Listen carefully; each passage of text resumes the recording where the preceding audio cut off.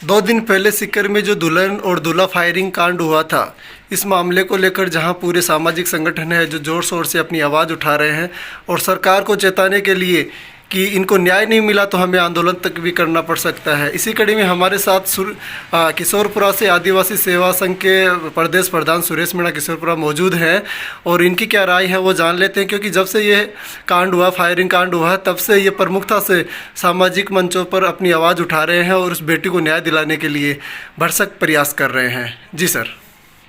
सच्चाई ये है कि जो रायपुर के पास में जो घटनाक्रम हुआ, वो घटनाक्रम कोई मामूली घटनाक्रम नहीं है। राजस्थान में नहीं, अपूर्ति पूरे हिंदुस्तान के अंदर उसकी भर्त्सना हो रही है। बेटी कोमल के साथ में, दूल्हा संजू के साथ में जो क्रूरता बदमाशों ने की है वो माफ़ी के योग्य नहीं है। ये बहुत बड़ा कांड है और इसमें सारे सामाजिक संगठन के लोगों को आगे आकर और इस पूरे घटनाक्रम की जांच करके और इसमें दूल्हा और दुल्हन को न्याय दिलानी चाहिए। देखिए, इस कलयुग के अंदर जब दूल्हा और दुल्हन की जो डोलियां सुरक्षित नहीं है तो आम व्यक्ति का क्या हाल है। इसमें सच्चाई तो ये है कि जो सामाजिक संगठनों के लोग नीम का थाना के अंदर पंचायत कर रहे हैं, मैं उनसे पूछना चाहता हूँ कि जिस ढंग से उनको इस मुद्दे को उठाना चाहिए था वो क्यों नहीं उठाया, मुझे पता नहीं है। लेकिन मैं सच्चाई ये है कि पाटन थाने के एसएचओ को अब तक वहाँ पर रहना, मैं समझता हूँ कि सरकार और पुलिस अधीक्षक की ये घोर लापरवाही है। वो वहाँ पर रहने के योग्य नहीं है। ये इस पूरे घटनाक्रम का मुझे पता है। मैं हेमराजपुरा से लेके और न्योराना राजेश्वर गांव ग्राम पंचायत का जो ये गांव है जहाँ की ये बच्चा है, जहाँ पर ये दुल्हन की डोली वहाँ पर आई है, इस पूरे क्षेत्र को जानता हूँ। यहाँ पर बदमाश बाहुबली, जिनकी सच्चाई तो ये है कि वहाँ का जो एसएचओ है नरेंद्र भडाना, वो वहाँ का दामाद है। और मेरे को तो कहीं ना कहीं संदेह है कि एसएचओ साहब के ऊपर फायरिंग की बात कर रहे हैं। अरे मैं उन गहराइयों में नहीं जाना चाहता, लेकिन सच्चाई ये है कि नरेंद्र भडाना जी, अगर आप काश 15 दिन पहले अगर इस गरीब पीड़ित परिवार की सुन लेते तो ये हादसा ही नहीं होता।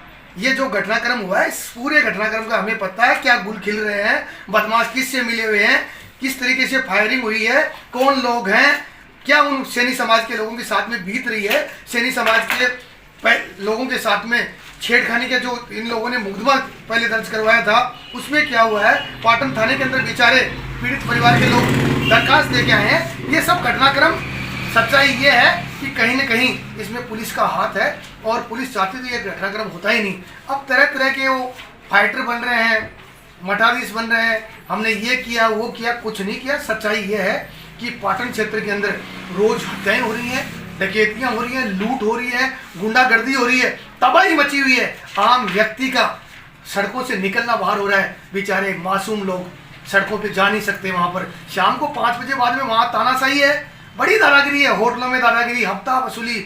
और एसएचओ की बात करें तो एसएचओ को तो मंथली लेने में ही फुर्सत नहीं है, वो कहाँ से न्याय दिलाएंगे। मैं तो कह रहा हूँ कि राजस्थान के अंदर ये जो घटनाक्रम हुआ है हमारी बेटी के साथ में, कोमल बेटी के साथ में और हमारे दूल्हे राजा के साथ में, ये सामूहिक झुंझुनू और सीकर का मामला है। और कोई सोच रहा होगा कि इसको हम विड्रॉ कर लेंगे, ये मामला नॉर्मल है, इस मामले को छोड़ेंगे नहीं हम। ये जो दोषी लोग हैं, मैं तो कह रहा हूँ कि इनके लिए कानून बनना चाहिए। इस तरीके का जो घटनाक्रम को अंजाम देते हैं उनके लिए अलग से धारा होनी चाहिए, वो रासुका में जाने चाहिए। और ये अकेले ही नहीं है, जिन पप्पूकार जिसका बात कर रहे हैं आप, इंद्र अकेले नहीं, इनके साथ में बहुत सारे लोग ये जो SP-120B के षड्यंत्रकारी हैं। और जिन लोगों ने ये साजिश प्रयोग, एक सोची समझी साजिश के साथ में घटनाक्रम हुआ है, ये माफी के योग्य नहीं है। इसमें बड़े स्तर पे हम आज रणनीति बना रहे हैं। मैं नीम कराना जा रहा हूँ और सारे लोग बैठ के हम राय कर रहे हैं। और हमें जरूरत पड़ी तो हमने पहले भी कहा था कि हम सीएम हाउस के बाहर भी प्रदर्शन करेंगे। और बहुत सारे सामाजिक संगठनों से, राजस्थान भर में मेरे सैनी समाज से, ऐसी दलित संगठनों से, राजपूत संगठनों से बहुत सारे लोगों का समर्थन मिल रहा है। सब लोग एक जाजब पे आके और इन दोषियों को न्याय दिलाने के लिए हमें दूरभाष पे संपर्क में है और हम बात कर रहे हैं। इसमें निश्चित तौर पे, हालांकि मैं एसपी को धन्यवाद देना चाहूँगा कि एसपी साहब वहाँ पर मौके पे पूछे। गगनदीप सिंह जी के कई बार मेरा वास्ता पड़ा है, वो ठीक आदमी है। IG सिंगातर जी हैं, DGP साहब लाटर साहब है। मुख्यमंत्री जी को इस मामले को देखना चाहिए। पूरी सरकार की शर्मसार हुई इस घटना को लेके नाक। इसलिए इसमें इन दोषियों को जब तक कठोर कार्रवाई नहीं होगी तब तक हम चुप बैठने वाले नहीं है। और इस बेटी को, ये बेटी सैनी समाज की नहीं है, ये 36 बिरादरी की बेटी है, ये हमारी बेटी है। इसको जब तक इंसाफ नहीं मिलेगा, दूल्हे को इंसाफ नहीं मिलेगा, तब तक हम न सोएंगे न सोएंगे।